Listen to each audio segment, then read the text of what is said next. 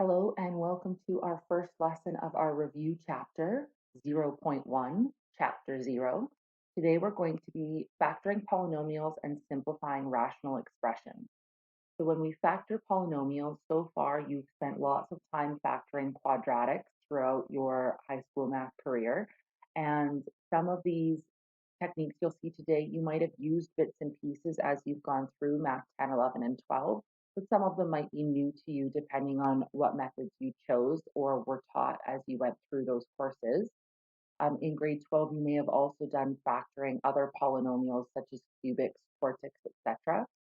Today, we're going to mostly be looking at sort of obscure cases and how to approach them if the method is not right in your face as to what you should do. We're also going to briefly review simplifying rational expressions. You will do a lot of that in calculus. Okay. So our first technique is always, if we can, factor out a common factor. So for example, 1 here, I can factor out an x.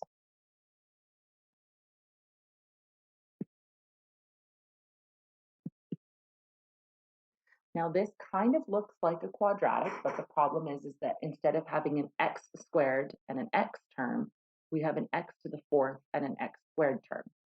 So what I like to do for these is I like to replace those with something else. You don't have to. If you're comfortable to just factor it like this, that's fine. But I find most people are not. So what I would choose to do is I'm going to replace all my x squareds with a y. And this means that now I will have x in front. I will now have 12y squared minus 19y minus 18. And I find for most people that's just a little bit easier to factor. Now these are really big numbers, so I would not want to try and factor them as they are. I would want to use quadratic formula.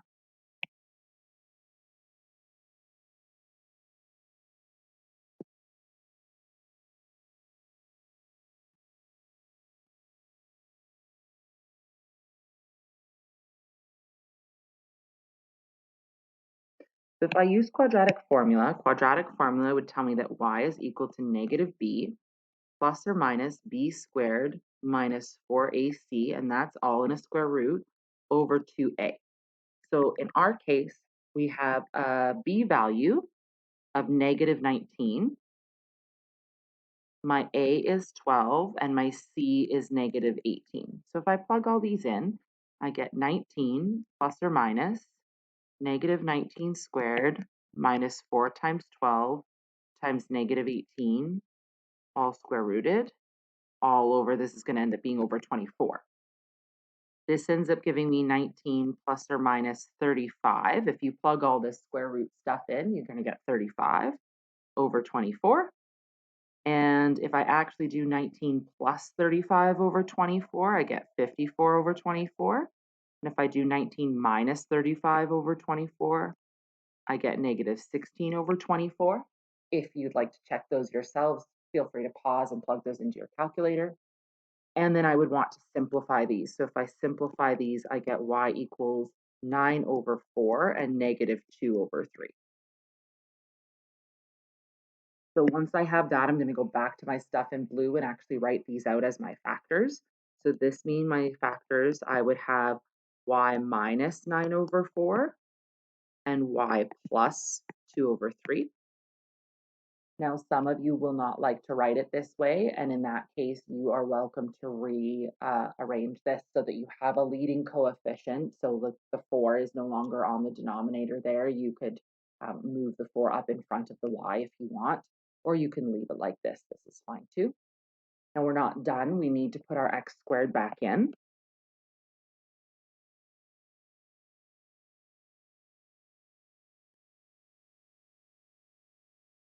Okay. And again, we are not done here.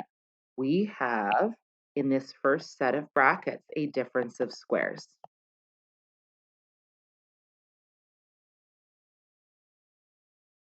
You must factor this.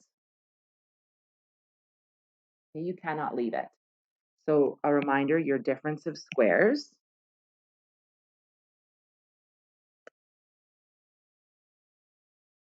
if you have some a squared minus b squared, this is the same.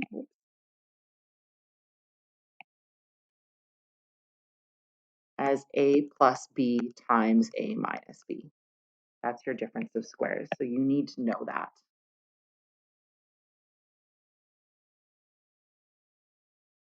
Okay. So I've got an x squared minus 9 over 4. 9 over 4 is 3 over 2 squared. So this is going to be x times x plus 3 over 2, x minus 3 over 2. And then the second factor that we had will stay the same. This is not a difference of squares for two reasons. One, it's not a difference, it's a sum. And two, 2 over 3 is not a perfect square. And that would be it.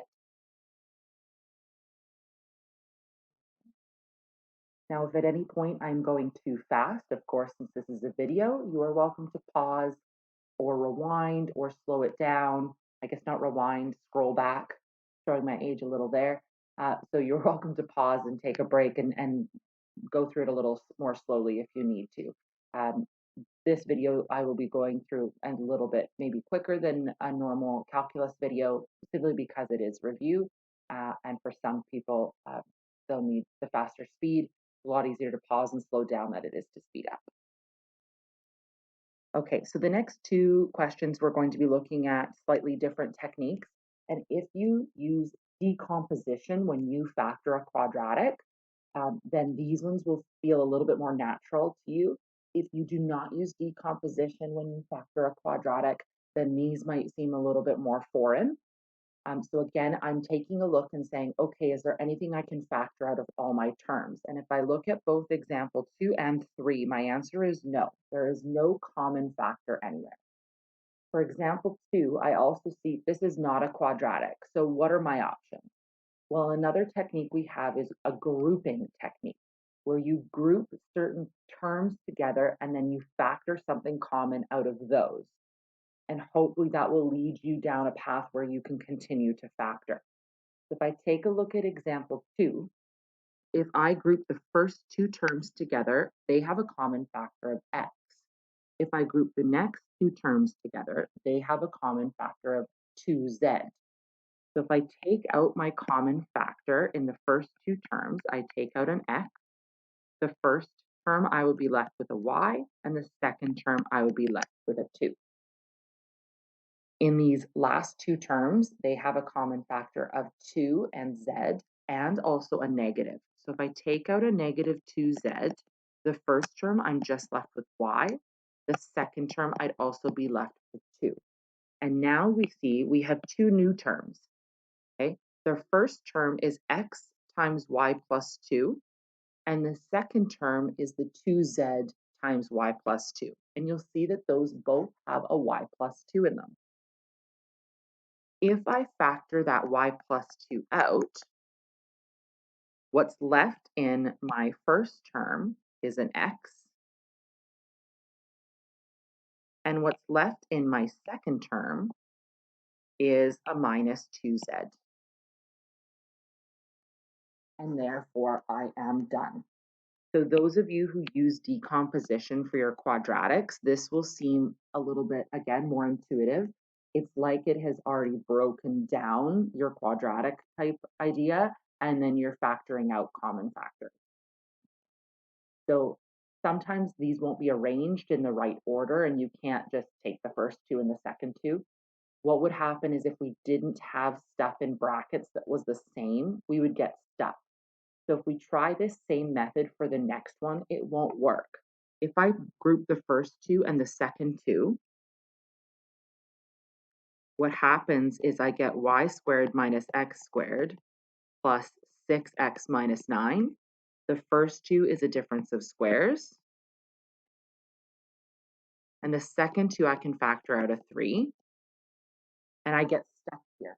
I don't have any common factors I can take out, and this is not fully factored because of the sum in the middle. So this means it's not fully factored.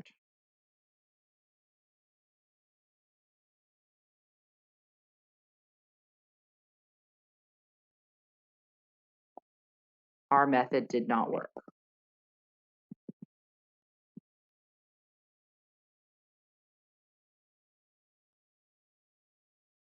So for some of you, what will happen is you'll try a method and it won't work, and you'll assume that it just can't be done or you're wrong. It just might mean you picked the wrong method or you grouped incorrectly.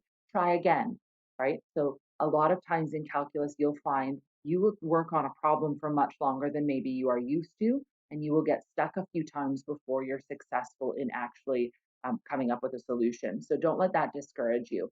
If I'm giving you a factoring question, it means it can be done.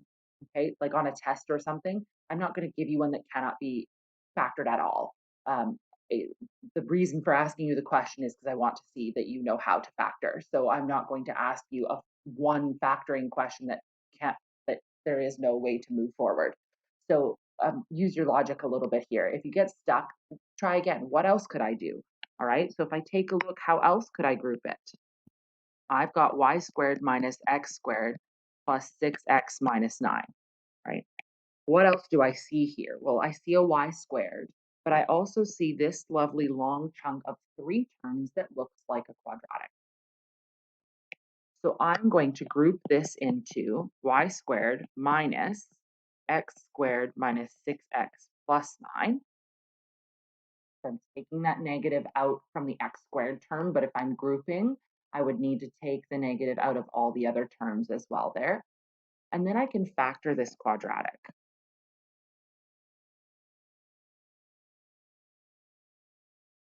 Okay, which gives me y squared minus x minus 3 squared.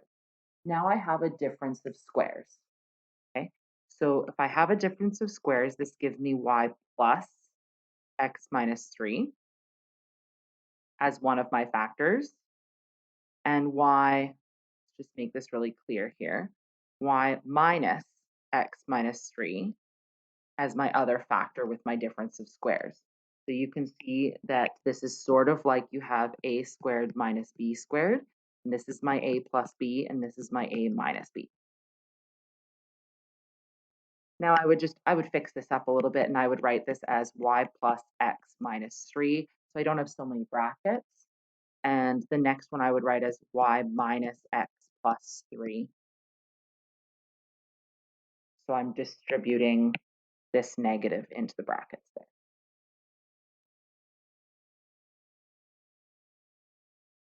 So far we have a couple techniques. Factor out a common term, factor like a quadratic, maybe you might need to do some substitution, and grouping.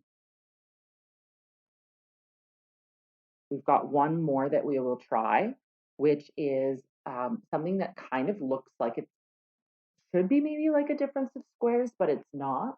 The first term is squared and the last term is squared, but you're missing some stuff in the middle.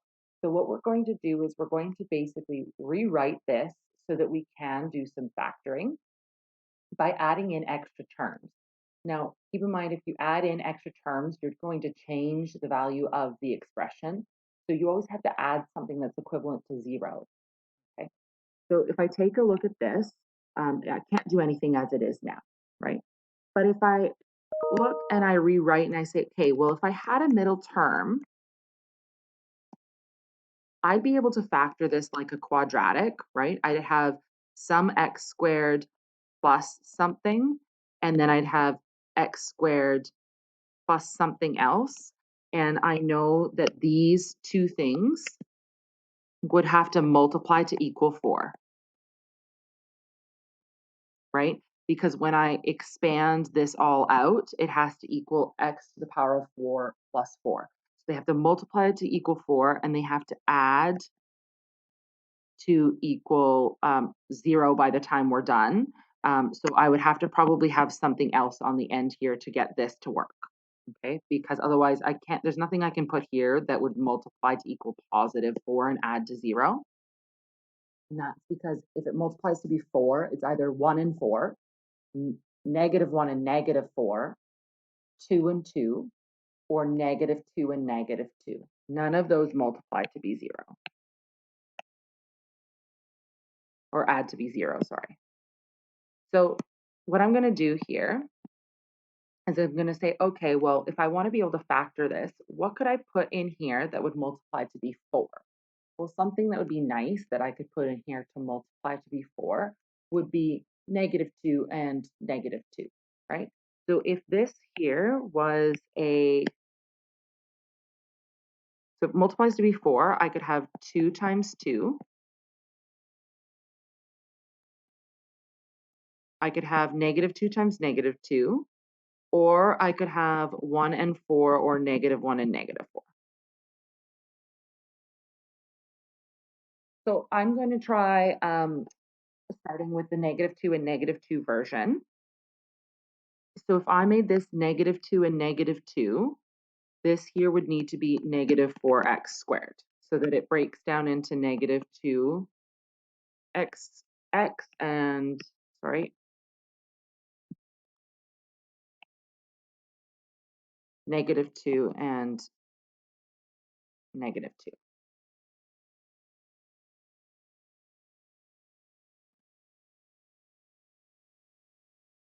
Now, the problem is I can't just add a 4x squared in the middle there and say that that's all right. I would have to also, at the end, add positive 4x squared so that it's like I'm adding 0, which means when I factor this, okay, I'm still going to have plus 4x squared at the end here. Now, when I continue, this means that I have x squared minus 2 squared, two of the same factors, plus 4x squared. And I would have to leave it like that. There's nowhere else I can go. So if I was asked to factor fully, I didn't do that. I got stuck, which means I shouldn't have picked -2 and -2. But if it just asked to factor it somehow and rearrange it, this would be fine. This is asking me to factor, so I have to assume it wants me to factor fully. So I probably shouldn't have chosen this one. This one didn't really work for me. So I'm going to try a different rearranging here. I'm going to say, what if this is x to the power of 4? What if I use positive 2 and 2? So this would be plus 4x squared. And then I'd have a minus 4x squared at the end. And then if I factor this would give me x squared plus 2, x squared plus 2. I would still have my minus 4x squared at the end. This is the same as x squared plus 2 squared minus 4x squared. And this is a difference of squares. Okay, so A is x squared plus 2. B is technically 2x. This is the same as 2x all squared. Okay. So this means if I've got a difference of squares, my 1 is x squared plus 2 plus 2x. And my other is x squared plus 2 minus 2x. And you can leave it like this, and that is fully factored.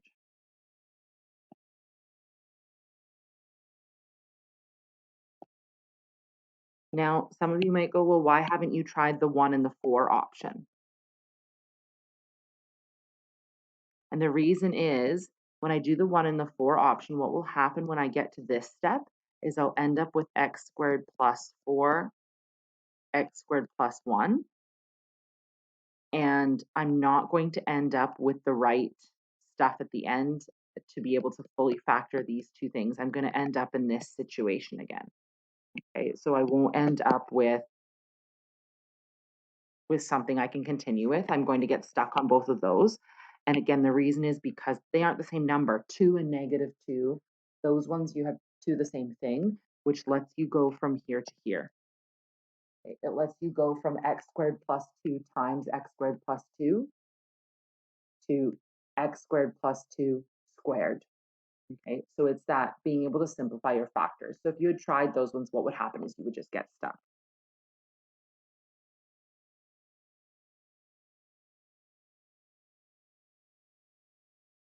Okay. Now, there's a new piece of information we're going to go through today, which is factoring a sum or difference of cubes. So if you have a sum or difference of cubes, you can factor it as shown here on your notes page here, okay? So this is something that you will probably want to have handy and write down somewhere to be able to use, okay? So you'll notice that if you have a sum at the beginning here, this one is also a sum, but this one is a difference. This one's plus, this one's plus, this one's minus, okay?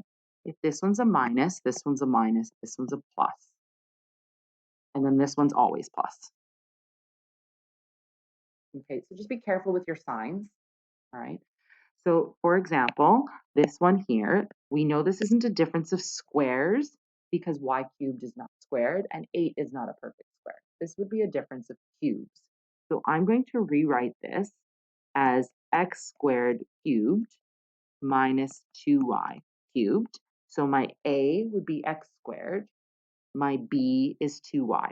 So because I have a minus here, my first factor is also going to be a minus. My second factor, I've got x squared squared. Now, because I had a minus in the question, this is a plus.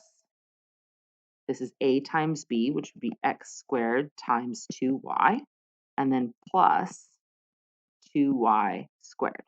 And now I'm going to fix up this second set of brackets because it's a little bit messy. So I'm going to rewrite this as x to the fourth plus 2x squared y plus 4y squared.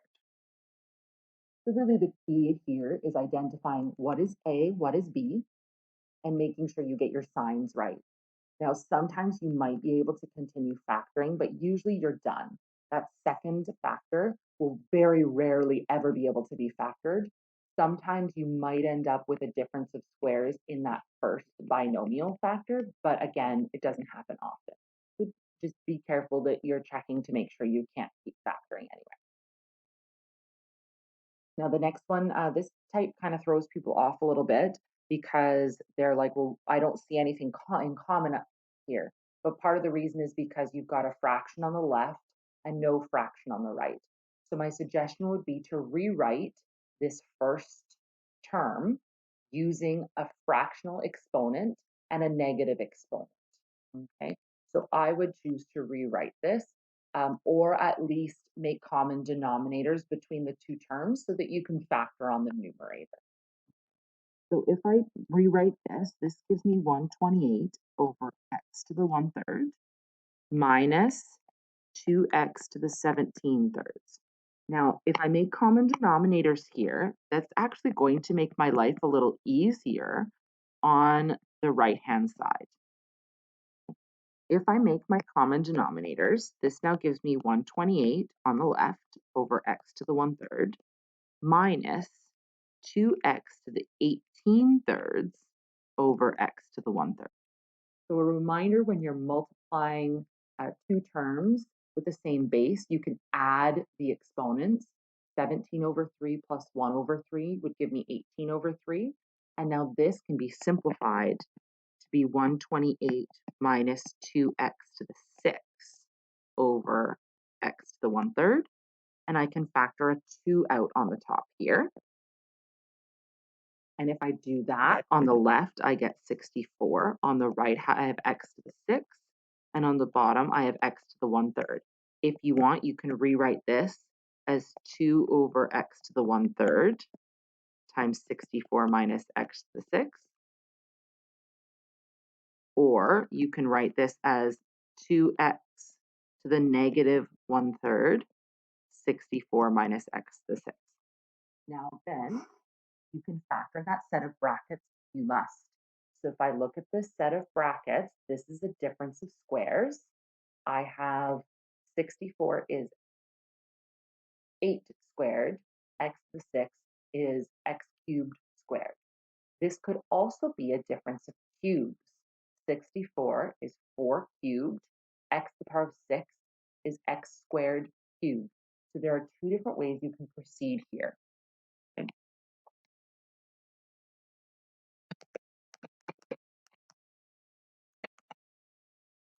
So you might see this as 8 squared minus x the cubed squared.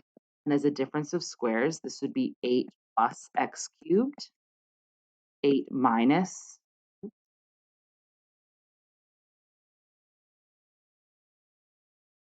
x cubed, or you might see this as 4 cubed minus x squared cubed, which then would be factored immediately as a difference of cubes. Now, if you choose the 8 version, you'll notice that on the left you have 8 plus x cubed. This is a sum of cubes because 8 is 2 cubed. On the right, you would have a difference of cubes. So we have to keep factoring, okay? So if I do this on the first term, this would be 2 cubed plus x cubed, and then you'd have 2 cubed minus x cubed. Your first sum of cubes would be 2 plus x, and then you would have 4 minus 2x plus x squared. The second set, you would have 2 minus x, and then you would have 4 plus 2x plus x squared. So this one factors there, and this one factors here. Okay? So this means my final factor would be 2x to the negative 1/3 times 2 plus x times 4 minus 2x plus x squared times 2 minus x times 4 plus 2x plus x squared.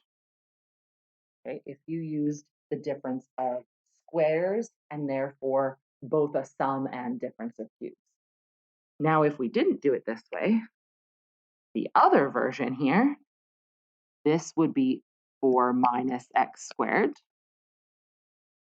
Okay, and then we would get 16 plus 4x squared plus x to the fourth. I've got a difference of squares here, so this gives me 2 minus x, 2 plus x, and we can see that we had those two factors here as well, right? And then 16 plus 4x squared plus x to the fourth.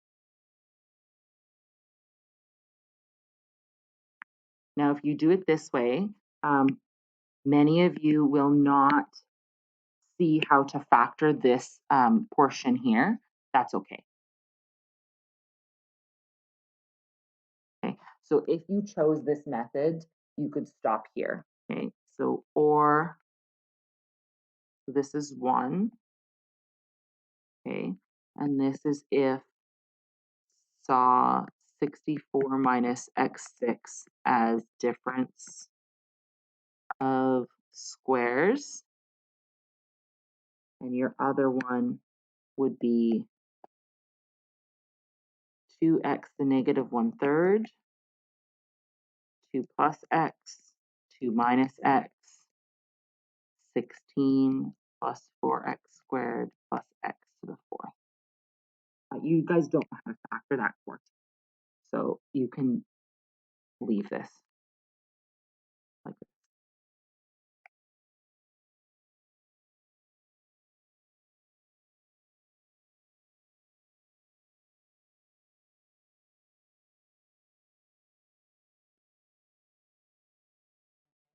So this one looks pretty simple because it's just two terms. How bad could it be? Well, you can't just leave it. You can factor a 2 out, but if you only factor the 2 out, you haven't fully factored. You need to take into account that denominator there. Again, you don't have to write this as x to the negative 1/3. You might have written this as a denominator of x to the third. That's fine too. So if you left it like this and then had your factor, that's fine. But you do need to factor the 64 times 64 minus x to the 6. So the last question for today is simplifying rational expressions. So basically, a lot of these questions are going to have fractions in fractions, and you want to try and get it simplified down to just one fraction. So there are a couple different ways you can do this. One way would be to look at the numerator, make common denominators up there, look at the denominator, make a common denominator down there, and then when you do a fraction divided by a fraction, We know that we can flip and multiply by the denominator. That will work. The more simple and way less steps method is try and get rid of the denominators. So keep in mind that when you're dealing with an expression, you must multiply by something that equals 1. So I can't just multiply the top here by an, I can't just go like, hey, I'm going to multiply the top by x to get rid of that denominator. That doesn't work. You must multiply by something that equals 1. So I could multiply this whole thing by x over x. When I do that, on the top, this x is going to distribute into all of these terms. And on the bottom, this x is going to distribute into all of these terms. That will result on the top in an x squared plus 7x minus 8, because this x and this x will cancel.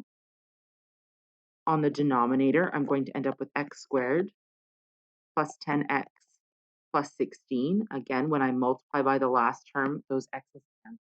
That's why I'm doing this, to get rid of that denominator. Now I need to try and continue to simplify. So I'm going to factor the top because I see a quadratic. I'm going to factor the bottom because I see a quadratic. Okay. Once I've done that, I can see I have a common factor on the top and the bottom, and I'm left with x minus 1 over x plus 2. We do have the board. There's a worksheet you can try. If you do that and you feel like that's enough, great. Otherwise, the review of algebra packets that you have, if you want to just see some more examples, you can read pages 1 to 4. And if you want some extra practice, these would be the suggested questions to try. You obviously don't need to do all of them. Pick and choose depending on what you feel like you need, or the factoring and simplifying worksheet, you know, you as well.